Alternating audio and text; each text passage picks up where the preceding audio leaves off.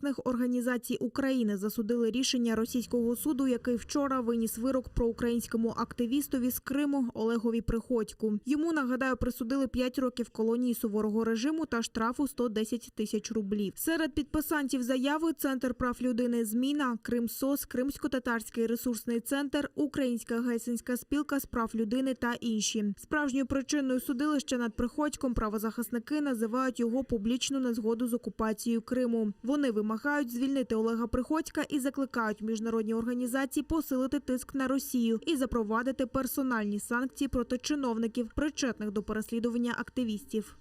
Справжньою причиною переслідування українця є його публічна незгода з окупацією Криму, яку він неодноразово висловлював і у ЗМІ, і у спілкуванні з представниками окупаційної влади Російської Федерації в Криму. Олег Приходько брав участь у Євромайдані та після окупації півострова у 2014 році вивісив український прапор на подвір'ї свого будинку. Вирок Олегу Приходьку свідчить про те, що Російська Федерація продовжує практику переслідування громадян України, які, проживаючи в Криму, виступають проти російської окупації і відстоюють півострів як частину України.